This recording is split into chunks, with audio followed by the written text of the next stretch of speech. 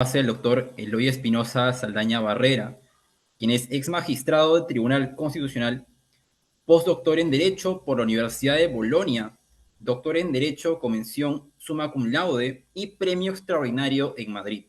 Es además profesor visitante o conferencista invitado en el Instituto Max Planck de Heidelberg, ministro de Relaciones Exteriores y diversas universidades y tribunales constitucionales en el mundo.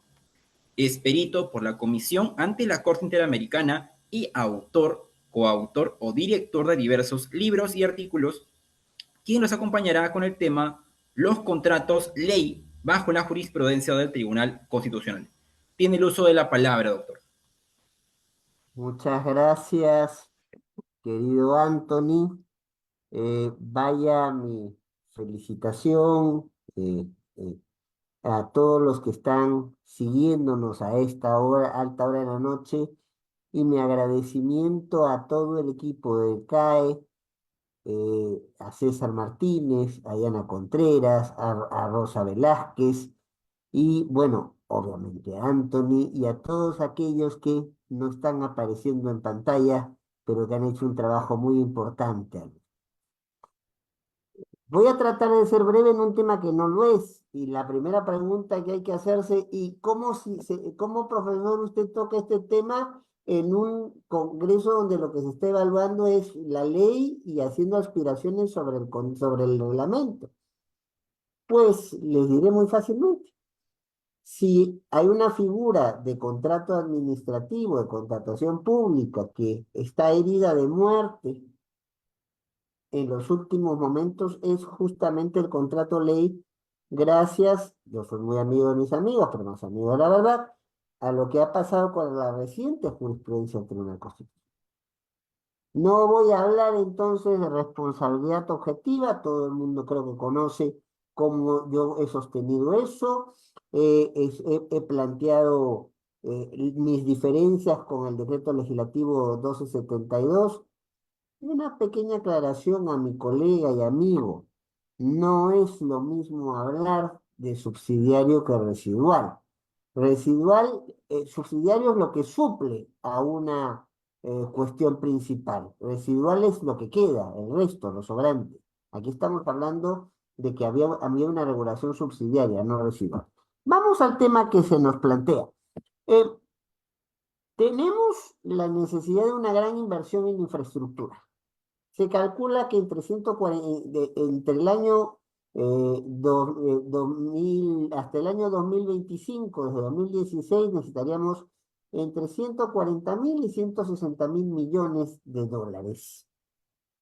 ¿Qué ocurre frente a esto? Bueno, ante algunas alternativas que van jugándose en en el primer gobierno de García, se va a plantear como último párrafo el artículo 62 de la Carta de 1993, la figura del contrato ley. Discutida, discutible, yo creo que siempre útil. La base de un contrato ley está planteada en el tema de que yo lo que creo estamos hablando de contraprestaciones.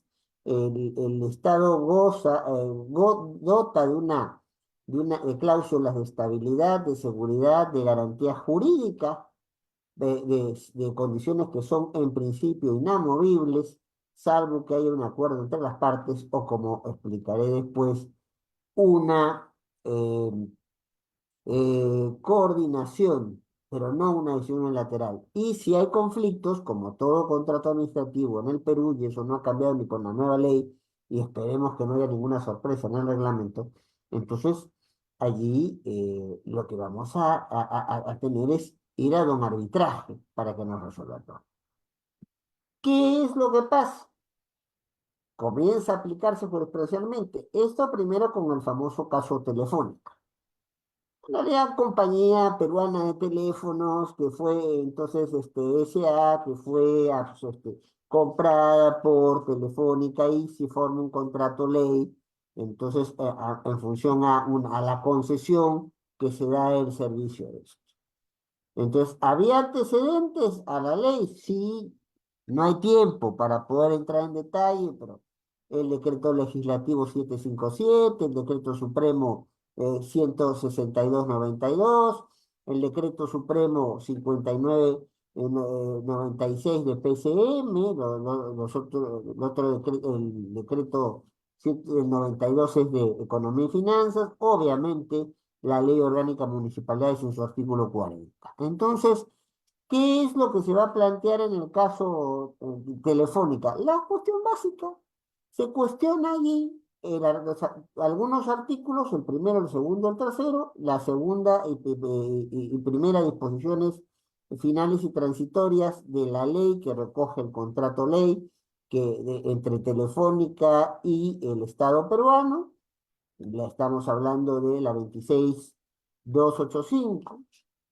Y luego de ello, entonces el tribunal hace la suerte de manual, como muchas veces nos ha gustado hacer cuando hemos hecho trabajo en el tribunal, y entonces se va a cuestionar la vigencia de una serie de artículos de la Constitución, menciono rápido, 61, 62, inciso 14 del artículo 2, artículo 65, artículo 103.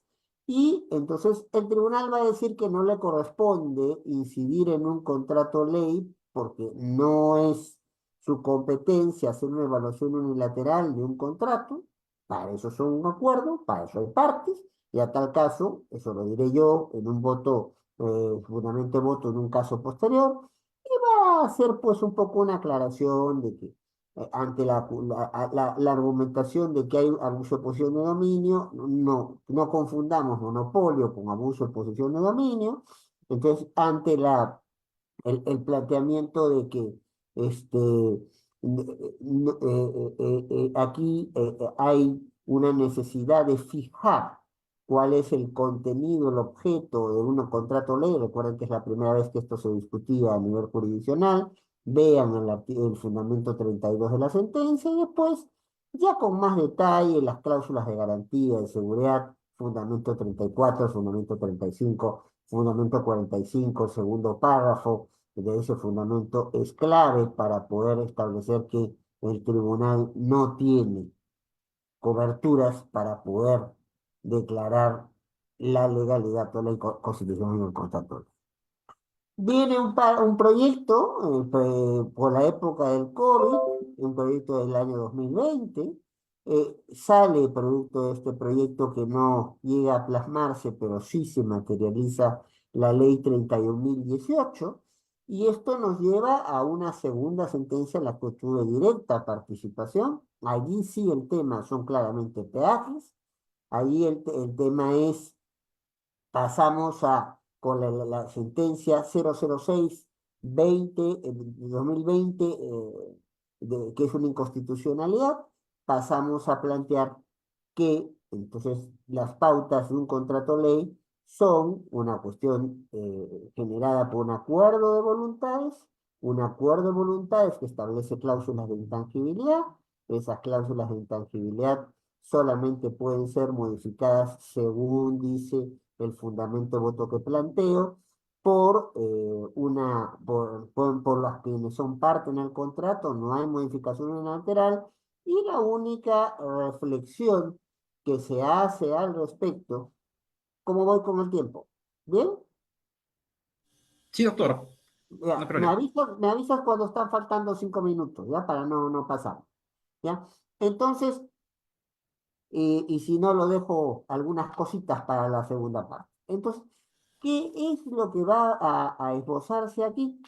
Pues tenemos un pronunciamiento que no solamente es jurisprudencia establecida, no precedente, pero jurisprudencia establecida, que incluso lleva a la declaración por improcedencia, rechazo liminar. Recuerden que todavía el tribunal aplicaba, ahora ya no lo quiere hacer.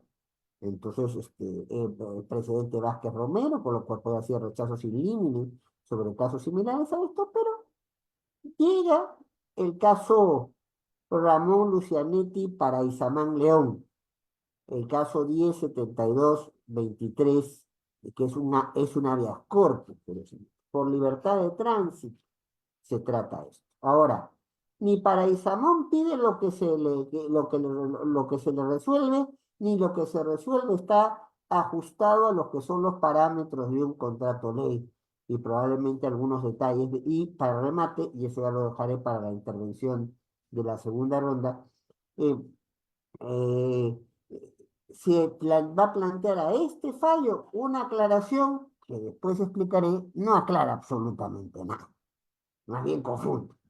¿Cuál es la idea? Paraísamón es un vecino de Puente Piedra. En Puente Piedra, la ciudad ha crecido cuando se ha programado el hacer la ruta eh, para poder tener la cobertura de peajes. Pues la zona que era campestre de Chancrilá queda en mitad del distrito, entonces queda el peaje metido en mitad de Puente Piedra. Sí hay algunos informes interesantes, como el de Domingo García de la UNDE, pero se está refiriendo al caso Lurín. No, este caso es un problema con Puente Piedra. Sin tener muy claro si tiene la legitimación procesal, sin tener muy claro si esto debería haberse tratado, yo creo que en realidad no debería haberse tratado en este escenario de ninguna manera.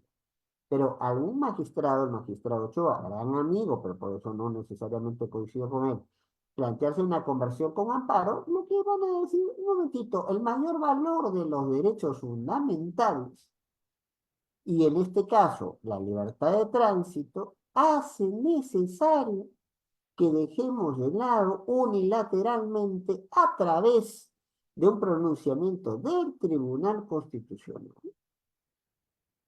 cláusulas de intangibilidad de un contrato. ¿Por qué? Para Isamón lo que pedía es que se tumbe la caseta de Changuela y si en este momento saliendo de aquí Anton ni se quiere dar una vuelta o alguno de los más 100 personas que están viendo no se quiere dar una vuelta, va a poderse hacer hasta un selfie con la caseta. La caseta está ahí. El problema no es la caseta, ¿ya? El problema que le hacen es que se deja de cobrar el peaje. Algo parecido se intentó en el caso que nosotros resolvimos, pero ahí aclaramos, un momento, por más COVID que haya, porque eso era un problema por el COVID y se quería decir que algunas personas no les pagaran peaje, ya desde 1979 había una suerte de salvoconducto que permitía a personas que estaban en situación de riesgo poder pagar, pasar sin pagar peaje. Entonces aquí, en vez de optarse por la alternativa, se va por habeas corpus. ¿Qué tienen que ver los derechos que tienen que ver vinculados con habeas corpus? Con las cláusulas de intangibilidad del contrato ley y con lo que ellos buscan proteger. Dos, se va a intentar plantear por algún magistrado una reconversión a amparo. Señores, aquí la cosa es clara. Los únicos que pueden modificar un contrato ley, que es un contrato administrativo por excelencia, con características de protección de su cláusula de intangibilidad, es el acuerdo de las partes. Y si hay controversia, váyanse al arbitraje para que ellos lo resuelvan. Pero no, aquí ni siquiera para Isamón pidió eso. Se suspendió el pago de los costos. Y hasta hoy no se pagan los costos. ¿Y qué ha significado eso? Primero, que ya nadie quiera firmar un contrato de ley. Si me quedan los 5 minutos, entonces puedo explayarme. Bueno, muchas gracias. Entonces, ¿qué es lo que, qué es lo que va a pasar en este caso? Vamos a plantear una salida. La salida es que como se está perjudicando a la gente, porque no se le cobra peajes y no ha habido vías alternativas cuando tenemos un peaje. Miremos cómo pasa, por ejemplo, con la Panamericana Sur. Tenemos la carretera Panamericana Sur al costado. Entonces, de ella tenemos a la antigua carretera Panamericana. Aquí, Rutas de Lima, sin tener la obligación de hacerlo, la concesionaria plantea, dice, bueno, hay una ruta alterna, no era su responsabilidad, porque finalmente en un contrato de este tipo quien tiene la responsabilidad es la entidad concedente, la entidad en este caso estatal, que está dando las facilidades para las cláusulas de intangibilidad para la mejor inversión. Y hasta se insinúa que como la empresa que formó Rutas de Lima fue Odebrecht, entonces hay vicios de corrupción, ¿ya? Eso lo dice claramente uno de los votos, en este caso, voto singular concurrente o fundamento de voto. No vamos a decir el nombre del magistrado. Pues eh, el Tribunal Constitucional determina delitos. No, no. Para poder evaluar la vigencia de un contrato ley, está el acuerdo de las partes, eso lo hemos dicho varios colegas desde hace mucho tiempo. Entonces, y si usted tiene algún problema, pónganlo al conocimiento del Ministerio Público y ellos verán, se abren las investigaciones que consideren correspondientes. Y así quedó, y así, y quedó con una cuestión más grave. Durante el mismo caso, ya se había advertido, y con esto termino para dejarlo de la aclaración que no aclara a la segunda intervención. Entonces, entonces ya se había dicho, ¿sabe qué? Vamos a plantear un arbitraje contra el Estado, porque está incumpliendo las cláusulas de un contrato ley, y lo perdimos. Pero no solo perdimos ese, perdimos otro más. El primero se ha perdido 61 millones de dólares. En el segundo todavía se está determinando cuánto es el monto.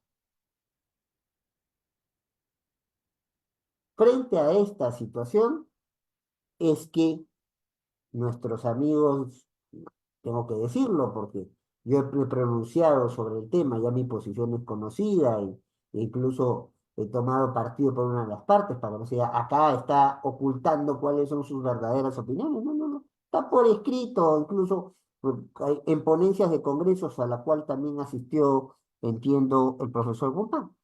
Entonces, y yo ahí me encuentro con una sorpresa.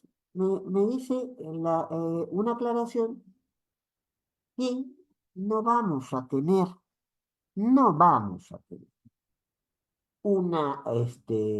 una vía alterna. Entonces, plantea, porque la Defensoría del Pueblo dice que no hay, por más que haya dicho que hay la vía alterna, la contratista. Entonces la contratista va y dice, al tribunal dice, aclaración, ¿quién es el responsable de la vía alterna? Y para poner un poco de suspenso, allí lo dejo. Porque la resolución del tribunal en esta situación, lejos de salvar el contexto de los contratos ley, termina agravando y complicando la situación. Pero espérense unos minutos y lo contesto con el mayor de los gustos. Muchísimas gracias. Muchas gracias, doctor Espinosa. Perfecto. Muy bien, ahora sí, continuando con el programa, vamos a pasar a la etapa de conclusiones, para lo cual doy el uso de la palabra al doctor Guzmán. Bien, ya estamos de vuelta. Eh, Miren, yo creo de que acá hay varios temas que no hay que dejar de lado en el caso de la... A ver, en general, la contratación administrativa es un tema sumamente delicado porque tiene por finalidad satisfacer necesidades públicas. O sea, si uno construye una carretera, la idea es unir una ciudad con otra, un pueblo con otro. Si uno construye un puente, sí, pues es algo similar, unir, pero por encima de un río, por encima de un lago, ¿no? De tal manera que se unan localidades o ciudades. Si construye un colegio, si construye un hospital. Entonces, si no regulamos apropiadamente el procedimiento administrativo sancionador, lo que vamos a tener ya es justamente la vulneración a bienes jurídicos que justamente afectan la satisfacción de necesidades públicas. Entonces, ¿qué ocurre? Yo creo de que es saludable, sí, porque yo soy un crítico de la nueva ley, ¿eh? O sea, yo creo de que, como dicen muchos otros analistas que han participado, que están participando en el Congreso, muchos decimos que es un poco más de lo mismo, que suene tautológico, redundante, ¿ya? Eh, pero, en particular en materia del procedimiento administrativo sancionador, yo creo que han habido saludables reformas. no por completo, porque, a ver, debe aclararse lo que entendemos por responsabilidad objetiva, pero sí me parece clave reincorporar los eximente de responsabilidad, la caducidad y toda la regulación que está contenida en la 27444. Eso es saludable. Ahora, claro, vamos a ver qué dice el reglamento, ¿no? Hay que estar a la espera de qué es lo que dice el reglamento, ¿ya? Para que haya una regulación suficientemente eficiente y garantista del procedimiento administrativo sancionado. ¿Ya? Eso es todo, no quiero extenderme más y quedamos para las preguntas del caso. Gracias. Muchas gracias, doctor Guzmán. Finalmente damos pase al doctor Espinosa para sus conclusiones. Muy rapidito, sí. Ahí en ese sentido estoy completamente de acuerdo con el profesor Guzmán en que esta objetividad por la cual hemos peleado mucho durante muchos años viene coja, ¿no? No hay eximentes, no hay claridad con la caducidad, etcétera, etcétera. Pero ya sea es motivo de otra exposición y esperamos, aunque a mí nunca me gusta que el reglamento le enmiende la plana a la ley, porque es una mala costumbre jurídica, por decirlo menos, que algo de eso haya. Pero vamos a lo que nos estaban planteando. Y lo que se busca es generar con todo contrato administrativo ese interés público. Eso es un instrumento para lo que diría Amartya Sen, la satisfacción de necesidades humanas básicas, necesidades públicas en el derecho administrativo más convencional, y que permita la satisfacción del desarrollo humano integral de cada uno de nosotros. Entonces, si ese es el objetivo, ¿cómo se entiende la aclaración que no aclara?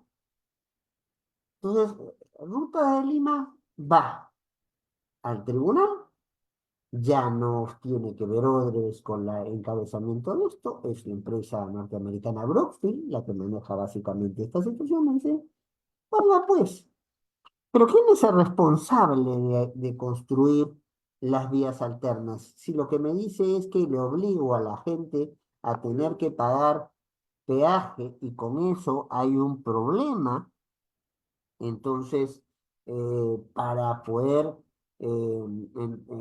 cobrar ese peaje que se está cobrando, bueno, ¿qué alternativa tengo? ¿Y qué es lo que le contesta el tribunal? Miren lo gracioso. El tribunal le contesta que la responsabilidad de las vías alternas, ¿ya?, es responsabilidad no solamente de la Municipalidad de Lima Metropolitana, sino también es responsabilidad de Rutas de Lima. Señores, no entiendo nada. Entonces, si a uno lo sancionan, le impiden cobrar, entonces peajes, ponen en suspenso cláusulas de intangibilidad en contrato ley, porque teóricamente no ha tenido previstas las vías alternas, pero las vías alternas son responsabilidad de las dos partes involucradas, tanto de Rutas de Lima como de la Municipalidad de Lima Metropolitana. A Lima Metropolitana no se le cobra nada. Según el tribunal, es responsable, pero no es responsable, porque finalmente la responsabilidad termina siendo no cobrando el viaje.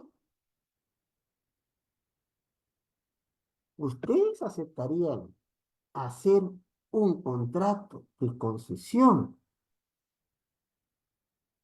que tenga la protección de un contrato ley cuando el día de mañana unilateralmente le cambian las cláusulas porque se las ponen en suspenso? Y además les dicen, ¿sabe qué, señor? Usted y quien fue el concedente son responsables de lo que ha pasado, pero solamente a usted le causamos el daño con el perjuicio económico. Anthony, Rosa, amigos de CAE y los que nos están escuchando, levanten la mano cuántos de ustedes en esas condiciones estarían dispuestos a firmar un contrato.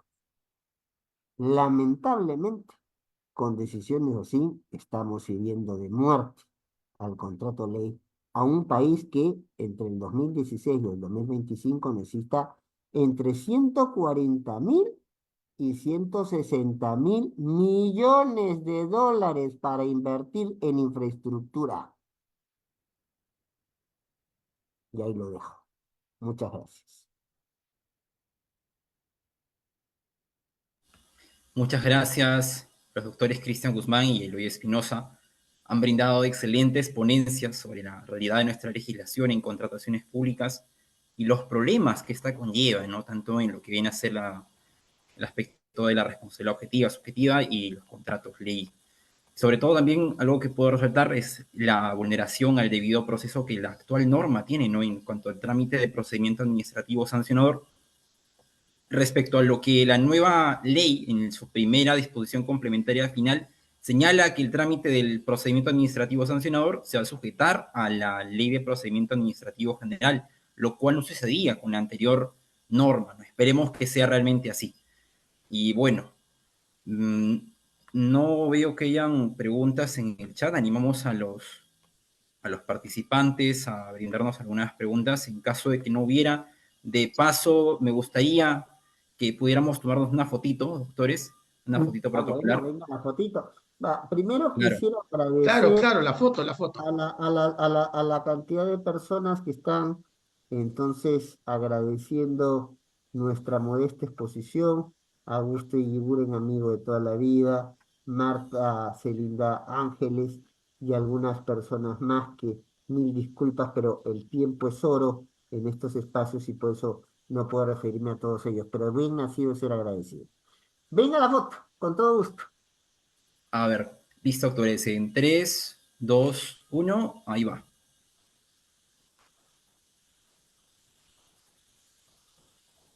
A ver, ahora, a ver, un ratito. No me ha salido sin pedir. Ahora sí. En 3, 2, 1, y va. Listo, doctores. Muchísimas gracias. A ver, todavía Muchas no tenemos. gracias. Anthony, Bueno, disculpa sí. que te interrumpa. Sí, doctores, yo sé que, como acaba de mencionar el doctor Eloy, el tiempo es oro, pero hay una pregunta en el aire, no sé si la puedan absolver, por favor. A ver, adelante, adelante. Con todo gusto. Este, Muchas gracias, doctores. ¿En qué medida la nueva ley de contrataciones del Estado impactará de manera positiva si no hay competencia y los tribunales del OCE sancionan a los administrados? Uy, eso es un congreso aparte. Es A ver, verdad, es verdad. vamos por partes. No quiero, ¿quiere la respuesta fácil o la respuesta difícil? Ya, las dos, ¿verdad? La respuesta fácil es, vamos a ver qué dice el reglamento y cómo se adapta la normativa, sobre todo para, porque obviamente esta nueva ley va a llevar alguna adaptación dentro de la regulación del organismo de supervisión de contratación estatal, sin duda. Entonces, pero la respuesta más difícil es, yo creo que esta ley, en líneas generales, he trabajado muchos años en proyectos del Banco Internacional de Desarrollo, ¿ya? Como bien lo sabe el profesor Guzmán, fui el jefe, entonces, de toda una unidad de trabajo del BIT en proyectos sobre el sistema de justicia. Y esto es copiado en buena medida, en buenas partes de la norma de los contratos BIT. Y le aseguro, Rosa, les aseguro, amigos presentes, es que los contratos BIS tienen también sus problemas. Entonces, lo que me preocupa es si va a haber una copia mecánica de algunos aspectos que tienen los contratos. Ya el profesor Guzmán ha planteado cómo este asunto de la responsabilidad objetiva, no tan objetiva, se está planteando aquí. Y yo podría mencionarle muchas cosas más. Entonces, esperemos pues que el espacio que crean grupos tan importantes como el CAE o los otros espacios en la academia donde se toque esto, enriquezcan la discusión de quienes sean convocados a elaborar el reglamento, enriquezcan lo que vaya a plantear el ente rector para la comprensión de lo que es la contratación pública. ¿Mm? Porque la ley viene con sus más, pero viene con sus menos. Y su antecedente no es precisamente los mejores. Ahí la dejo. Bien, en esa línea, claro, yo creo de que hay ajustes, como decía, importantes en la norma que se ha promulgado. Siempre es preocupante cómo es que vamos a regular la responsabilidad administrativa, ¿ya? Em, la protección del bien jurídico tutelado nuevamente, que es la indemnidad, la eficiencia, la equidad en la contratación administrativa, y la pregunta es si lo estamos haciendo bien o no, si el tribunal lo está haciendo bien o no. Yo creo que en algunos casos el tribunal ha sido como que muy duro, ¿no? Muy exigente, si quieren. Y me parece bien, por ejemplo, este ajuste que se está efectuando sobre la base de la presentación de documentación falsa, me parece súper importante, ¿verdad? La cuestión es cómo interpretamos eso. Sería bueno que luego el Tribunal de Contrataciones emita algún precedente diciendo hasta dónde, porque nuevamente, si yo pruebo que me han presentado documentación falsa, ¿ya? El ingeniero Guzmán me ha presentado información falsa, ¿ya? Y eso yo lo presenté sin saberlo. Claro, probar que agoté todo lo que había que hacer. Yo tuve un caso, no puedo dar más detalles, de una empresa que presenta un certificado de una profesional de esa empresa, que era un certificado a su vez de una asociación o una empresa de capacitación que a su vez supuestamente tenía el respaldo de una universidad. Entonces, ¿qué pasaba? Que en realidad esta empresa no tenía respaldo de la universidad.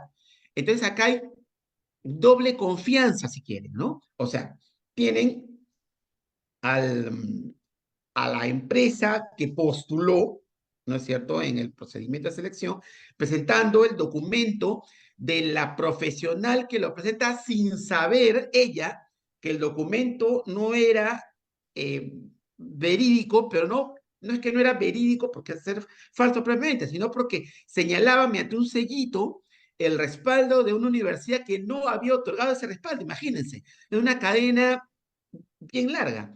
Entonces, ¿hasta dónde debo exigirle, ya? Más allá de si la responsabilidad es subjetiva o subjetiva, eso no tiene nada que ver. Es un problema de fractura de nexo causal, es un problema de culpabilidad, insisto. Entonces, ¿hasta dónde tengo que llegar en la cadena para que realmente se dé ese corte que diga, oye, por favor, acá no hay responsabilidad? Entonces, si viene este supuesto tan importante, me parece clave, que está en la nueva ley, que dice que se agotó todas las, digamos, se agotaron todas las acciones para determinar la veracidad del documento, ¿qué es lo que tendría que hacer? Llamar, o sea, a ver, yo creo que se agota en llamar a la empresa y decir, ustedes emitieron ese certificado a favor del profesional tal. Ah, sí, nosotros emitimos el certificado a favor del profesional Guzmán. Ah, ya, ok. Tengo que entrar a la minucia, a la cosa así minuciosa de determinar si todos los sellitos del certificado son verídicos. O sea, y ahí va a venir la complicación. Les aseguro, se las firmo, se las juro por la Sarita, ¿ya? Que vamos a tener un problemón más adelante respecto de cómo es que el Tribunal de Contrataciones va a interpretar este precepto de decir, agoté todas las... Chequeen lo que dice la norma. Yo les digo en este momento lo que dice la norma, miren, ¿ah? Les voy a decir exactamente lo que dice la norma. Es el 92.4. En el caso de las infracciones establecidas en los literales L y M del párrafo 87.1 del artículo 87 de la presente ley, se establece una sanción por debajo del mínimo previsto siempre que, ojo, por debajo del mínimo previsto. O sea, no quiere decir que me exima de responsabilidad. Importante esto. Uno. Dos. A, que se demuestre que la información exacta o el documento falso adulterado haya sido entregado al participante, postor, proveedor o subcontratista por un tercero distinto a él. Ahora, entiende qué cosa es un tercero distinto a él. El ingeniero Guzmán, nuevamente, ¿es un tercero distinto a él? No, porque el ingeniero Guzmán trabaja para la entidad, perdón, para la empresa, el contratista, el constructor. Primer problema. Segundo problema, el literal B, se demuestre que éste actuó con la debida diligencia para constatar la veracidad de la documentación o información presentada. O sea, bien loco, ¿no? Pero mira lo que dice después, porque además tiene que ver con el caso que les estoy contando, porque en ese caso, de verdad no puedo darles más detalles, pero en ese caso incluso se denuncia a la empresa que otorgó el certificado. Miren, a fin de que proceda esta reducción en la sanción, los participantes, postores, proveedores o subcontratistas deben acreditar ante el Tribunal de Contrataciones Públicas que han iniciado las acciones legales para la determinación de la responsabilidad originaria de quien presentó la información inexacta o el documento falso o adulterado. ¿Qué significa esto, señores, señoras? Que yo tengo entonces que acreditar que además no solamente hice todo lo que había que hacer para determinar si la documentación era veraz, sino que además tenía que haber iniciado las acciones legales. O sea, ¿qué tenía que haber hecho? Demandar civilmente, porque no dice, denunciar penalmente por delito contra la fe pública quien presentó el documento falso, porque yo tengo otro caso en donde efectivamente ocurrió eso. Se denunció penalmente a quien presentó el documento falso, que era el ingeniero sí, presenta, ¿no? La documentación falsa a sabiendas. Él sabía que no había trabajado de constructora Las Palomitas. Entonces él dijo, sí, acá está presentando. Entonces, claro, era tan sencillo como llamar a constructora Las Palomitas y decir, oiga, ¿usted emitió el certificado a nombre del ingeniero Guzmán? No, nosotros no lo conocemos, el ingeniero Guzmán. ¿Quién será? Obvio que ese documento era falso. ¿Ya? Ahí la cosa era clarísima. Entonces, ¿qué? Hubiese bastado con denunciar al ingeniero Guzmán por delito contra la fe pública, con ese párrafo no, porque además habría que haber denunciado al ingeniero Guzmán por delito contra la fe pública, ¿no? Entonces, este numeral 92.4 les aseguro que va a generar un conjunto de problemas muy, muy, muy serios. Acuérdense de mí, vamos a ver lo que pasa. A ver, esperemos que el tribunal que le toque, porque ya se viene pronto cambios en el Tribunal de Contrataciones, ¿no? Y la nueva conformación da este tema y lo aclare, ¿no? Porque verá, no es la redacción más feliz, ¿ya? Está bien, o sea, está bien que hayan estos supuestos de reducción de la sanción, pero lo que no está bien es la redacción confusa, ¿ya? La redacción confusa y nos va a llevar a 20 problemas. Eso. Gracias. Muy breve, si me permiten, solamente para suscribir los últimos comentarios del profesor Guzmán.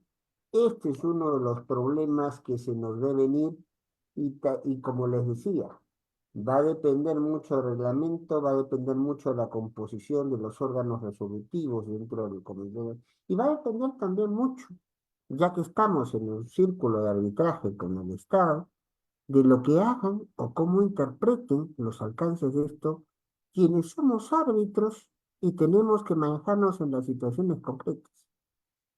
Nunca una norma es perfecta, y menos en los temas de contratación, donde siempre surgen cosas nuevas. Entonces, siempre el vaso puede estar medio lleno, medio vacío para algunos, sin hablar de algunos problemas endémicos que existen. Entonces, hay que estar alertas y para eso quedamos a disposición vuestra. Me imagino que eso lo suscribirá también el amigo Guzmán. Entonces, muchas gracias al CAE por invitarnos y muchas gracias a todas estas personas que han puesto en nuestras exposiciones interés y las han considerado importantes y útiles. Hasta siempre. Muchas gracias. Doctores, teníamos una última pregunta. Las quería comentar también. Nos preguntan cómo aplicar el principio de causalidad en una ley que apuesta a responsabilidad objetiva. ¿Se debe establecer la responsabilidad subjetiva, como lo señala el Tribunal Constitucional? Uy, esto es como en las películas que me voy y nunca me termino de ir. Bueno, cuando estuve en el Tribunal Constitucional, era conocida mi oposición a la aplicación del principio de causalidad, que no estaba en el texto original, es el decreto legislativo 1272 el que nos mete esta travesura, ¿ya? No, pues. No va con la lógica. La responsabilidad contractual siempre es objetiva. Yo como entidad después repetiré de la manera que sea correspondiente. Entonces, la persona o personas, los ministros y ministras pasan, los ministerios quedan. Entonces, es un error mantener. Es como el discurso que se planteaba en el contencioso administrativo, ¿no? Se decía, vamos a tener un contencioso de plena jurisdicción, pero teníamos, por lo menos inicialmente, un tratamiento probatorio que era de un contencioso en nulidad. Eso pasa cuando se pone un profesor de procesal civil a redactar la parte procesal más procesal de un código de proceso administrativo. Acá pasa lo mismo. Aquí nos tenemos algunos contrabandos que no deberían estar en la norma, que vienen de contextos distintos del nuestro, algo de eso ya he adelantado en mi respuesta anterior, y uno de los que debería salir con una modificación legislativa o debería ser recortado a su mínima expresión porque es inconducente e incongruente con lo planteado anteriormente, es esta idea de la causalidad. El escenario nuestro es afortunadamente responsabilidad objetiva. En un escenario de responsabilidad objetiva, el principio de causalidad, allí sí es residual, ni siquiera subsidiar. Ahí es para el resto, para lo que no se tenga cómo regularlo. Entonces, si no se haya previsto cómo regularlo, ni cómo salvarlo, allí sí. Eventualmente, entre comillas, podríamos pensar en responsabilidad objetiva y su primo hermano que es la causal. Yo sé que es una opinión polémica la mía, pero la he sostenido durante mucho tiempo y me he peleado cuando estuve en el tribunal como vicepresidente durante muchos años. Bueno, efectivamente, yo también soy un cultor de la responsabilidad objetiva. Como les contaba hace un rato, el Tribunal de Contrataciones, cuando incorpora la responsabilidad objetiva en su jurisprudencia, sin mayor resquemor, se la pasó citándome. ¿Ves? Es una cosa de locos. ¿Ya? A mí muchos me echan la culpa. Dicen, oye, la responsabilidad objetiva en materia de contrataciones con el Estado es culpa de uno. O sea, está por escrito, se puede enseñar por ahí algún artículo o dos o tres artículos de quienes no creen en que la responsabilidad contractual debería ser objetiva. Pero, ahí estamos nuevamente confundiendo planos. Una cosa es la causalidad y otra cosa es la culpabilidad.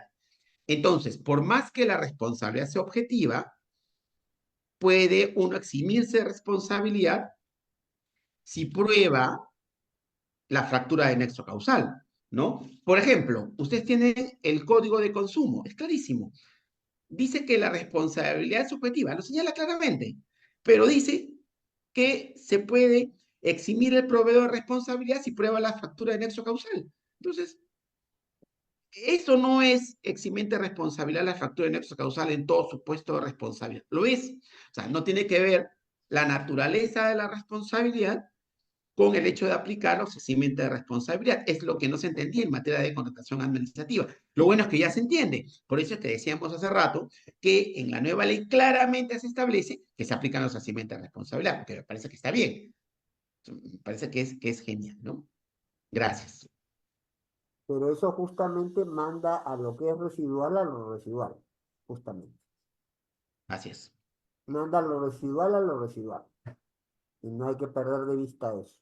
Ojalá que espacios como el que ustedes están promoviendo sirva para que pueda estas deficiencias que nos trae la ley, como algunas otras, puedan ser remendadas y enmendadas en el camino. Y aquí sí ya, ¿hay alguna pregunta más o ya nos despedimos? Ya Entonces, no. Ahora sí, doctor, ya está libre de preguntas. bueno, un fuerte abrazo para todas y todos. Nos vemos. Gracias. Hasta luego. Gracias Gracias, a todos. doctor. Gracias a los asistentes, gracias al CAE, gracias a todos. Cuídense mucho. Muchas gracias, doctores. Muchas gracias, doctores. Gracias, Anthony. A los participantes, por favor, recordar que el día de mañana continuamos con este séptimo congreso y el link de acceso es el mismo, ¿ya? Contamos con su participación para el día de mañana a las 6 de la tarde. Muchas gracias a todos. Buenas noches con todos. Hasta luego.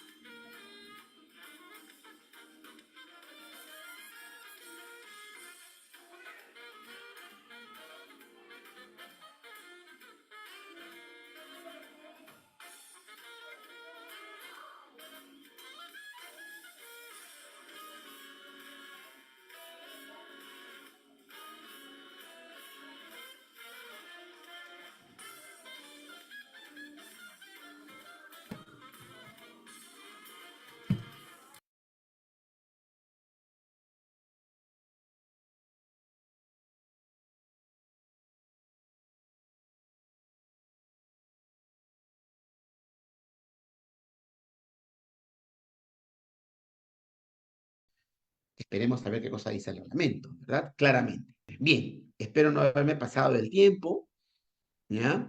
Y quedo para las preguntas.